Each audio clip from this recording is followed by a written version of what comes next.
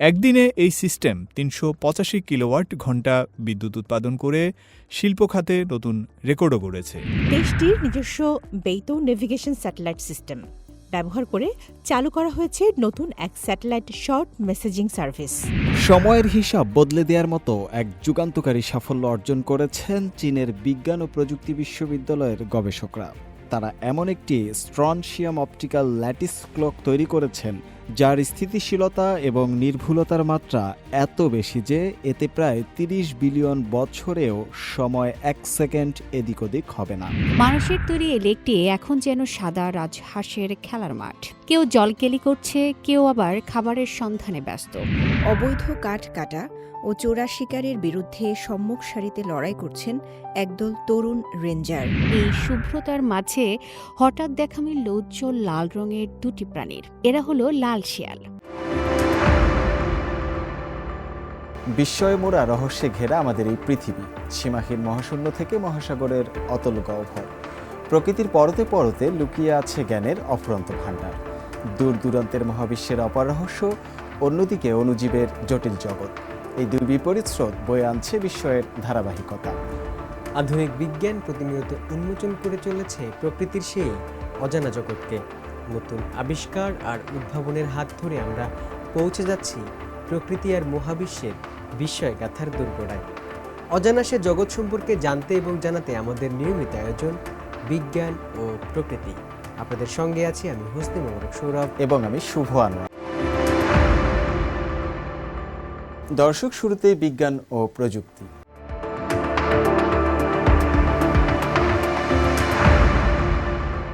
চীনের সিচুয়ান প্রদেশে প্রথমবারের মতো শহুরে অঞ্চলে স্থাপন করা হয়েছে বিশ্বের প্রথম মেগাওয়াট শ্রেণীর এয়ারবোর্ন উইন্ড টারবাইন। S2000 নামের এই ভাসমান বায়ু টারবাইনটি 2000 মিটার উচ্চতায় স্থিতিশীলভাবে বিদ্যুৎ উৎপাদন করছে এবং একদিনে রেকর্ড 385 কিলোওয়াট ঘণ্টা বিদ্যুৎ উৎপাদন করেছে। বিশেষজ্ঞরা বলছেন, ভবিষ্যতে এই প্রযুক্তি পরিবেশ বান্ধব বিদ্যুৎ উৎপাদনে নতুন সূচনা করবে। বিশ্বের প্রথম মেগাওয়াট স্তরের আকাশচালিত বায়ু টারবাইন সিস্টেম S2000 দক্ষিণ পশ্চিম চীনের সিচুয়ান প্রদেশের ইবিনে 5 জানুয়ারি থেকে 2000 মিটার উচ্চতায় চলছে স্থিতিশীলভাবে। একদিনে এই সিস্টেম 385 কিলোওয়াট ঘণ্টা বিদ্যুৎ উৎপাদন করে শিল্প খাতে নতুন রেকর্ডও গড়েছে। 2000 মিটার উচ্চতায় বাতাসের গতি ভূমির চেয়ে কয়েক গুণ বেশি হতে পারে এবং বায়ু শক্তির ঘনত্ব প্রায় কয়েক ডজন গুণ বেশি।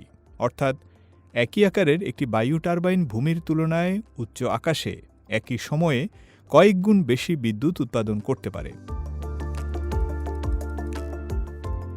S2000 এর নির্মাতা প্রতিষ্ঠান সোয়েস্টুন কোম্পানির সহ-প্রতিষ্ঠাতা তুন থিয়ানরুই বলেন, এটি স্থাপনের বড় চ্যালেঞ্জ ছিল জেনারেটরের ওজন। শুরুর দিকে সবাই মনে করতেন আকাশচালিত বায়ু টারবাইন তৈরির বড় চ্যালেঞ্জ হল ওজন। একটি 3 মেগাওয়াট মোটরের ওজন প্রায় 100 টনের কাছাকাছি। এত বড় মোটরকে আকাশ স্থাপন করা একেবারেই অবাস্তব মনে হতো। কিন্তু আমরা দেখলাম চীনে সবুজ বিদ্যুৎ ও নতুন জ্বালানি প্রযুক্তির বিকাশের সঙ্গে সঙ্গে এই সমস্যারও সমাধান হয়ে গেছে। 3.6 মেগাওয়াট মোটর সংযুক্ত হওয়ার পর S2000 কার্যত শহরের ওপর ভাসমান একটি বিদ্যুৎ কেন্দ্রে পরিণত হয়। আদর্শ পরিস্থিতিতে এর বিদ্যুৎ দিয়ে প্রায় 3000 পরিবারের চাহিদা পূরণ করা সম্ভব। পুরো সিস্টেমের কেন্দ্রে আছে হিলিয়াম সার্কুলেশন। এই সিস্টেমের মৌলিক নীতির প্যাটার্ন পাওয়া যেতে পারে, কিন্তু বাস্তবে এটি কিভাবে কাজ করে তা অত্যন্ত গোপনীয়। এই ব্যবস্থার মাধ্যমে এয়ারশিপে কোনো গ্যাস লিক হয় না। দ্বিতীয়ত, আমাদের সামগ্রিক অ্যারোডাইনামিক স্থাপত্য এবং এর লিফট টু ড্র্যাগ অনুপাত বিস্ময়কর মাত্রায় পৌঁছতে পারে। তুন থিয়ানরুই আরও বলেন, নতুন মানের উৎপাদনশীল শক্তির চাহিদা পূরণের একটি সহজ মানদণ্ড আছে: খরচ কমানো এবং মানুষের প্রয়োজনের মূল সমস্যার সমাধান করা। পরবর্তী ধাপে আমরা 4000 মিটারেরও বেশি উচ্চতায় পরীক্ষা চালাব। সেখানে বাতাস আরও ভালো। 2000 মিটারে ভূপ্রকৃতির কিছু প্রভাব থাকে। 4000 মিটারে এর প্রয়োগক্ষেত্র আরও বিস্তৃত হবে। দীর্ঘমেয়াদী গবেষণার তথ্য বলছে, উঁচুতে থাকা বায়ুশক্তি সবুজ বিদ্যুতের এক সমৃদ্ধ উৎস। সেই লক্ষ্যেই নিজেদের আশার বেলুনটাকে আরও উঁচুতে তুলতে চান তুন ও তার অংশীদাররা। ফয়সল আবদুল্লাহ, সিএমজি বাংলা। প্রাকৃতিক দুর্যোগ কিংবা নেটওয়ার্কবিহীন দুর্গম অঞ্চলে জীবন বাঁচানোর মূল চাবিকাঠি হল সঠিক সময়ে যোগাযোগ রক্ষা করা। এই প্রয়োজনীয়তাকে গুরুত্ব দিয়ে চীন তাদের জাতীয় ব্যয়িত স্যাটেলাইট সিস্টেমকে কাজে লাগিয়ে নিয়ে এলো এক নতুন শর্ট মেসেজিং সেবা। প্রথাগত মোবাইল নেটওয়ার্কের সীমাবদ্ধতা কাটিয়ে সরাসরি কৃত্রিম উপগ্রহের মাধ্যমে বার্তা আদান প্রদান এখন সাধারণ স্মার্টফোনেই সম্ভব হচ্ছে, যা দুর্যোগ ব্যবস্থাপনা ও জরুরি উদ্ধার কাজে নতুন দিনের সূচনা করেছে। আধুনিক বিশ্বে মোবাইল নেটওয়ার্ক ছাড়া জীবন অচল, কিন্তু গহীন অরণ্য, গভীর সমুদ্র কিংবা প্রাকৃতিক দুর্যোগের কবলে পড়ে যখন সাধারণ মোবাইল টাওয়ার অকেজো হয়ে যায়, তখন যোগাযোগ বিচ্ছিন্ন হওয়াই ছিল স্বাভাবিক। তবে সেই সীমাবদ্ধতা দূর করতে এবার যুগান্তকারী এক পদক্ষেপ নিয়েছে চীন। দেশটির নিজস্ব বেইতো নেভিগেশন স্যাটেলাইট সিস্টেম ব্যবহার করে চালু করা হয়েছে নতুন এক স্যাটেলাইট শর্ট মেসেজিং সার্ভিস। বিপর্যয় নির্ভরযোগ্য সাথী চীনের জাতীয় বেইতো সেবা পরিচালনাকারী প্রতিষ্ঠান China space time information company limited দেশটির বড় বড় টেলিকম অপারেটরদের সাথে যৌথভাবে এই সেবাটি চালু করেছে। সম্প্রতি এক গবেষণায় প্রতিষ্ঠানটি জানায়, এই পরিষেবাটি মূলত স্থলভিত্তিক মোবাইল নেটওয়ার্কের একটি শক্তিশালী বিকল্প হিসেবে কাজ করবে। দুর্গম পাহাড়ে হাইকিং, মাঝ সমুদ্রে কাজ করা কিংবা বড় ধরনের দুর্যোগ পরবর্তী উদ্ধার অভিযানে এটি জীবন রক্ষাকারী মাধ্যম হয়ে উঠবে। প্রযুক্তির সহজলভ্যতা সাধারণ স্যাটেলাইট ফোনের জন্য আলাদা সরঞ্জাম বা সিম কার্ডের প্রয়োজন হয়, কিন্তু বেইতোর এই নতুন পরিষেবার সবচেয়ে বড় বৈশিষ্ট্য হল এর সহজলভ্যতা। ব্যবহারকারীরা তাদের বিদ্যমান সিম কার্ড বা ফোন নম্বর পরিবর্তন না করেই এই সুবিধা গ্রহণ করতে পারবেন। বর্তমানে চীনের জনপ্রিয় ব্র্যান্ডগুলোর প্রায় 60টি স্মার্টফোন মডেল সরাসরি এই স্যাটেলাইট মেসেজিং সমর্থন করছে। দৈনন্দিন জীবনে মহাকাশ প্রযুক্তি China space time information company জানিয়েছে, এই পদক্ষেপের মাধ্যমে স্যাটেলাইট যোগাযোগ প্রযুক্তিকে সাধারণ মানুষের হাতের মুঠোয় নিয়ে আসা হয়েছে। এটি কেবল একটি প্রযুক্তিগত উন্নয়ন নয়, বরং দৈনন্দিন জীবনের নিরাপত্তার একটি নতুন স্তর যোগ করা। বেইদু সিস্টেমের নিজস্ব শর্ট মেসেজ ক্ষমতা ব্যবহার করে ব্যবহারকারীরা এখন সেলুলার কভারেজবিহীন এলাকা থেকেও সরাসরি উপগ্রহের মাধ্যমে বার্তা আদান প্রদান করতে পারবেন। সহযোগিতায় টেলিকম জায়ান্টরা চীনের শীর্ষ 3টি telecom operator China mobile, China telecom এবং চায়না ইউনিকম ইতোমধ্যেই তাদের সিস্টেমে এই পরিষেবাটি যুক্ত করেছে। এর ফলে বিশাল এক গ্রাহক গোষ্ঠী মুহূর্তের মধ্যেই এই প্রযুক্তির আওতায় চলে আসবে। বিশেষজ্ঞদের মতে, কৃত্রিম বুদ্ধিমত্তা, বিগ ডাটা এবং রিমোট সেন্সিং প্রযুক্তিতে চীনের যে আধিপত্য, এই নতুন স্যাটেলাইট সেবাটি সেই মুকুটে আরও একটি নতুন পালক যোগ করল। এটি কেবল যোগাযোগের মাধ্যম নয়, বরং ডিজিটাল যুগে মানুষের নিরাপত্তার এক শক্তিশালী ঢাল হিসেবে কাজ করবে। তামান্না জেনিফার, সিএমজি বাংলা। সময়ের হিসাব বদলে দেওয়ার মতো এক যুগান্তকারী সাফল্য অর্জন করেছেন চীনের বিজ্ঞান ও প্রযুক্তি বিশ্ববিদ্যালয়ের গবেষকরা। তারা এমন একটি স্ট্রনশিয়াম অপটিক্যাল ল্যাটিস ক্লক তৈরি করেছেন যার স্থিতিশীলতা এবং নির্ভুলতার মাত্রা এত বেশি, এতে প্রায় 30 বিলিয়ন বছরেও সময় 1 সেকেন্ড এদিক ওদিক হবে না। এ সংক্রান্ত একটি গবেষণার ফলাফলও আন্তর্জাতিক বিজ্ঞান সাময়িকী মেট্রোলজিয়ায় প্রকাশিত হয়েছে। চলুন বিস্তারিত দেখে আসি প্রতিবেদনে। সময়ের হিসাব বদলে দেওয়ার মতো এক যুগান্তকারী সাফল্য অর্জন করেছেন চীনের বিজ্ঞান ও প্রযুক্তি বিশ্ববিদ্যালয়ের গবেষকরা। তারা এমন একটি স্ট্রনশিয়াম অপটিক্যাল ল্যাটিস ক্লক তৈরি করেছেন যার স্থিতিশীলতা এবং নির্ভুলতার মাত্রা এত বেশি যে এতে প্রায় 30 বিলিয়ন বছরেও সময় 1 সেকেন্ড এদিক ওদিক হবে না। এ সংক্রান্ত একটি গবেষণার ফলাফলও সম্প্রতি আন্তর্জাতিক বিজ্ঞান সাময়িকী মেট্রোলজিয়ায় প্রকাশ করা হয়। বর্তমানে বিশ্বের সবচেয়ে নিখুঁত পরিমাপক যন্ত্র হিসেবে বিবেচিত অপটিক্যাল ক্লক পরমাণুর ইলেকট্রন যখন এক শক্তির স্তর থেকে অন্য স্তরে স্থানান্তরিত হয় তখন যে আলোক তরঙ্গ নির্গত হয় তার কম্পাঙ্ক বা ফ্রিকোয়েন্সি পরিমাপের মাধ্যমেই এই ঘড়ি সময় গণনা করে। এই অতি সূক্ষ্ম প্রযুক্তি ইন্টারন্যাশনাল সিস্টেম অব ইউনিটসে সেকেন্ডের নতুন সংজ্ঞা নির্ধারণে গুরুত্বপূর্ণ ভূমিকা রাখবে। এই সাফল্যের ফলে অপটিক্যাল ঘড়ির উন্নয়নে চীন বিশ্বের শীর্ষস্থানীয় দেশগুলোর তালিকায় স্থান করে নিল। বিশ্ববিদ্যালয়ের অধ্যাপক তাই হাননিং জানান, এই অর্জন কেবল সময়ের হিসাব রাখতেই সীমাবদ্ধ নয়, বরং এটি পরিবহনযোগ্য এবং স্যাটেলাইট ভিত্তিক অপটিক্যাল ঘড়ি তৈরির পথ প্রশস্ত করেছে। সময়ের হিসাব রাখা ছাড়াও অপটিক্যাল ঘড়ি আধুনিক প্রযুক্তিতে গুরুত্বপূর্ণ ভূমিকা রাখতে পারে, যেমন পরবর্তী প্রজন্মের স্যাটেলাইট নেভিগেশন সিস্টেমে আরও নিখুঁত সময় ও অবস্থান নির্ধারণ, সাধারণ আপেক্ষিকতা তত্ত্ব যাচাই, মহাকর্ষীয় তরঙ্গ এবং ডার্ক ম্যাটার শনাক্তকরণে নতুন গবেষণার ক্ষেত্র তৈরি। মিলিমিটার স্তরের গ্র্যাভিটেশনাল পটেনশিয়াল এবং উচ্চতা পরিমাপের মাধ্যমে ভূত্বকের পরিবর্তন, ভূগর্ভস্থ পানির স্তর এবং আগ্নেয়গিরির কর্মকাণ্ড নিবিড়ভাবে পর্যবেক্ষণ করা, নিখুঁত জিওম্যাপিংয়ের মাধ্যমে প্রাকৃতিক দুর্যোগ প্রতিরোধ ও প্রাকৃতিক সম্পদের অনুসন্ধান সহজতর করা। এর আগে বিশ্বের বেশিরভাগ অপটিক্যাল ঘড়ির নির্ভুলতা ছিল 10⁻18 স্তরে। যুক্তরাষ্ট্রের national institute of standards and technology এবং জার্মানির ফিজিকালিশ টেকনিশে বুন্ডেসআনস্টাল্ট এর মতো কয়েকটি শীর্ষ গবেষণা প্রতিষ্ঠানই এই পর্যায়ের কাছাকাছি পৌঁছাতে পেরেছিল। বিশ্ববিজ্ঞানের মানচিত্রে চীনের এই অর্জন আধুনিক প্রযুক্তির এক স্বর্ণযুগের ইঙ্গিত দিচ্ছে, যেখানে সময় পরিমাপের সূক্ষ্মতা হয়ে উঠবে অকল্পনীয়। শুভ আনোয়ার, সিএমজি বাংলা।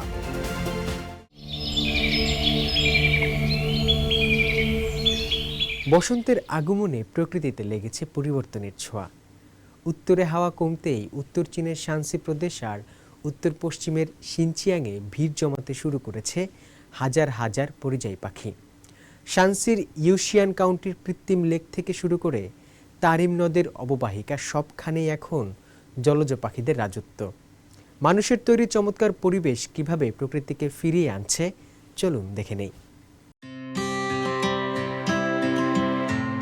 বসন্তের উষ্ণতা বাড়ার সঙ্গে সঙ্গে শানসি প্রদেশের ইউশিয়ান কাউন্টিতে নেমে এসেছে ৩০০রও বেশি রাজহাঁস। মানুষের তৈরি এই লেকটি এখন যেন সাদা রাজহাঁসের খেলার মাঠ। কেউ জলকেলি করছে, কেউ আবার খাবারের সন্ধানে ব্যস্ত। মনোরম এই দৃশ্য ফ্রেম বন্দি করতে ভিড় জমিয়েছেন অসংখ্য আলোকচিত্রী ও পর্যটক। মূলত পরিকল্পিত পরিবেশগত প্রকল্পের কারণেই ইউশিয়ান কাউন্টির পরিবেশ এখন পাখিদের বসবাসের জন্য একদম উপযুক্ত। শিনচিয়াংয়ের তারিম নদ দৃশ্যপট বদলাতেই দেখা যায় উত্তর পশ্চিম চীনের শিনচিয়াং উইগুর স্বায়ত্তশাসিত অঞ্চল, যেখানে তারিম নদের বরফ গলতে শুরু করেছে। আর সেই বরফ গলা জলে মেতেছে হাজার হাজার জলজ পাখি। বিশেষ করে আকসু অঞ্চলের সায়া কাউন্টিতে নদীর অগভীর জলে এখন পরিযায়ী পাখিদের ডানা ঝাপটানোর শব্দ। পরিবেশগত উন্নয়নের সুফল গত কয়েক বছর ধরে তারিম নদ অববাহিকায় পরিবেশ রক্ষায় জোর দিয়েছে চীন সরকার। নদী ও এর আশেপাশের বনভূমি রক্ষায় নেওয়া হয়েছে নানা পদক্ষেপ। এরই সুফল হিসেবে প্রতি বছর এখানে বাড়ছে পরিযায়ী পাখির সংখ্যা ও বৈচিত্র্য। প্রকৃতির এই সুন্দর সহাবস্থান জানান দিচ্ছে মানুষের চেষ্টা থাকলে পরিবেশ আবারও তার প্রাণ ফিরে পায়। পরিবেশ বান্ধব এমন উদ্যোগ একদিকে যেমন প্রকৃতিকে সমৃদ্ধ করেছে, অন্যদিকে মানুষের বিনোদনের জন্য তৈরি করেছে চমৎকার এক পর্যটন কেন্দ্র। আফরিন মিম, সিএমজি বাংলা। উত্তর পূর্ব চীনের তুষার ঢাকা বনাঞ্চলে প্রকৃতি রক্ষার দায়িত্ব কাঁধে তুলে নিয়েছে একদল তরুণ রেঞ্জার। মাত্র ২০ ঘরে থাকায় তরুণরা চায়নার টাইগার অ্যান্ড লেপার্ড ন্যাশনাল পার্কের কোর এলাকায় জীবনের ঝুঁকি নিয়ে অবৈধ কাঠ কাটা ও চোরা শিকারের বিরুদ্ধে টহল দিচ্ছে প্রতিদিন। ওয়াংচিং কাউন্টির দুর্গম পাহাড় ও ঘন বনে কাজ করতে গিয়ে তারা শিখছে সাহস, দায়িত্ববোধ আর প্রকৃতির সাথে সহাবস্থান। তরুণদের এই নিষ্ঠা ও প্রত্যয় আজ উত্তর পূর্ব চীনের বন ও বন্যপ্রাণী সংরক্ষণে তৈরি করছে এক শক্ত ভিত্তি। উত্তর পূর্ব চীনের ঘন বনাঞ্চলে অবৈধ কাঠ কাটা ও চোরা শিকারের বিরুদ্ধে সম্মুখ সারিতে লড়াই করছেন একদল তরুণ রেঞ্জার। তারা China tiger and leopard national পার্কের একটি গুরুত্বপূর্ণ কোর এলাকায় বন্যপ্রাণীর আবাস স্থল রক্ষায় গুরুত্বপূর্ণ ভূমিকা পালন করছেন। এই এলাকা অবস্থিত ওয়াংছিং কাউন্টিতে। গত বছরের অক্টোবর মাসে গঠিত এই দলে প্রায় ১২ জনের মতো তরুণ বন টহলকারী রয়েছেন। তারা এমন একটি বনাঞ্চলের নিরাপত্তার দায়িত্বে আছেন যেখানে প্রায় ২০টি সাইবেরিয়ান বাঘ এবং ৪০টিরও বেশি আমুর চিতাবাঘ বসবাস করে। দলের সদস্য ও বন্যপ্রাণী রেঞ্জার চাও চিওয়ে জানান, বিপজ্জনক প্রাণীর মুখোমুখি হলে নিজেদের সুরক্ষার জন্য তারা বিশেষ কৌশল অনুসরণ করেন। আমরা স্থির থাকি এবং ধীরে ধীরে পেছনে সরে যাই। প্রাণীর দিকে পিঠ দিয়ে দৌড় দিই না। নিরাপদ দূরত্বে গেলে আতশবাজির মতো জিনিস ব্যবহার করে তাদের ভয় দেখানো যায়। রেঞ্জারদের বেশিরভাগই বিশ্বের কোঠায় হওয়ায় তাদের সঙ্গে প্রতিটি পাহাড়ে অভিযানে থাকেন অভিজ্ঞ বন টহলকারী চাং চং। তিনি টানা ৩০ বছরের বেশি সময় ধরে বন রক্ষার কাজ করেছেন এবং বর্তমানে এই তরুণ দলের প্রশিক্ষক তিনি। সাম্প্রতিক এক অভিযানে বরফে ঢাকা বনভূমিতে রেঞ্জাররা হরিণ ধরার ফাঁদ উদ্ধার করেন। চাংচং ব্যাখ্যা করে বলেন, খাদ্য খোঁজার সময় হরিণ মাথা নিচু করে চলার ফলে খুব সহজেই এই ফাঁদে আটকে যায় এবং ধীরে ধীরে গলায় বা মাথায় ফাঁস শক্ত হয়ে যায়। বাঘের পায়ের ছাপ খুঁজে পাওয়াও তাদের জন্য নতুন কিছু নয়। চাংচং জানান, শীতকালে বাঘ সাধারণত বনের ভেতরে না হেঁটে রাস্তা ধরে চলতে পছন্দ করে, কারণ গভীর বরফে চলাচল কঠিন হয়ে পড়ে। দলের সর্বকনিষ্ঠ সদস্য ২৩ বছর বয়সী লি চুয়ানসি বলেন, বন্য প্রাণীর আবাসস্থল রক্ষার কাজ তাকে গভীর দায়িত্ববোধে উদ্বুদ্ধ করে। 当时我自己换肩章的时候， যখন আমি পুলিশের অ্যাপলেট পড়ি তখন দায়িত্বের অনুভূতি আরও বেড়ে যায়। এই বন রক্ষা করাই আমার মিশন। 身上的责任又重了一点。 গঠনের মাত্র ৩ মাসের মধ্যেই এই তরুণ রেঞ্জার দল অবৈধ কাঠ কাটা ও চোরা শিকারের সঙ্গে জড়িত ২২টি মামলা সমাধানে সহায়তা করেছে এবং ৩১টি বন্য প্রাণী উদ্ধার করেছে, যা উত্তর পূর্ব চীনের বন ও বন্য প্রাণী সংরক্ষণে এক আশাব্যঞ্জক দৃষ্টান্ত।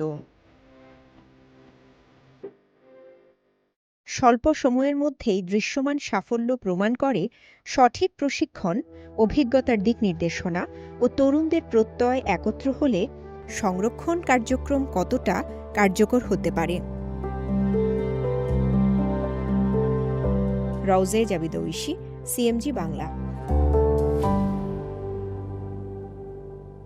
চীনের প্রকৃতিতে বসন্তের আবহ শুরু হলেও বরফে ঢাকা উত্তর পশ্চিমের শহরগুলোতে এখনও দেখা মিলছে দুর্লভ সব বন্যপ্রাণীর। শিনচিয়াংয়ের কারামাই শহরে সম্প্রতি ক্যামেরায় ধরা পড়েছে বিরল এক দৃশ্য। তুষার শুভ্র পার্কে খাবারের সন্ধানে ঘুরে বেড়াচ্ছে একজোড়া লাল শেয়াল।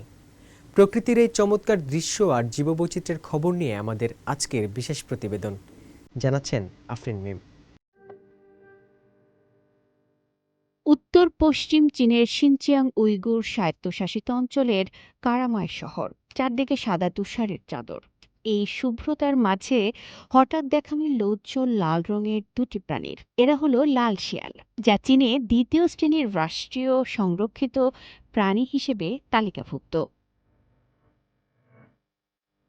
শিয়াল দুটির বিচরণ ও সৌন্দর্য ক্যামেরায় ধরা পড়া ফুটেজে দেখা যায়, শিয়াল দুটি লেকের পাড়ে খাবারের সন্ধান করছে এবং নলখাগড়ার বনের ভেতর দিয়ে লুকোচুরি খেলছে। সূর্যের আলো যখন তাদের গায়ে পড়ছে, তুষারের বিপরীতে সেই উজ্জ্বল আভা এক দারুণ দৃশ্যের অবতারণা করেছে। আলোকচিত্রীরা শীতের এই বিরল মুহূর্তটি অত্যন্ত যত্ন সহকারে ক্যামেরাবন্দী করছেন। জীববৈচিত্র্য ও পরিবেশের ভারসাম্য লাল শিয়াল মূলত বুনো ইঁদুর ও খরগোশ শিকার করে জীবন ধারণ করে। এদের শ্রবণ শক্তি ও ঘ্রাণ শক্তি অত্যন্ত প্রখর এবং যে কোনো পরিবেশে নিজেদের মানিয়ে নিতে এরা পারদর্শী। কারামায় শহরের মতো জনপদেও এখন এদের অবাধ বিচরণ দেখা যাচ্ছে, যা ওই অঞ্চলের ক্রমবর্ধমান জীববৈচিত্র্য ও সুস্থ প্রাকৃতিক পরিবেশেরই বড় প্রমাণ।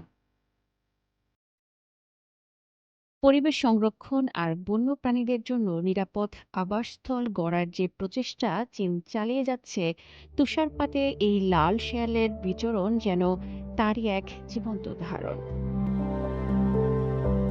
আফরিন মিম, সিএমজি বাংলা। দর্শক, সামনে অপেক্ষা করছে আরো বহু বিষয়, আরো না বলা কথা। আজকের মতো এটুকুই। আবারও ফিরে আসবো আগামী সপ্তাহে প্রাণ প্রকৃতি আর বিজ্ঞানের নতুন আলো নিয়ে। সেই পর্যন্ত সুস্থ থাকুন, ভালো থাকুন, ভালোবাসুন বিজ্ঞানকে, সঙ্গে থাকুন প্রকৃতির। ধন্যবাদ।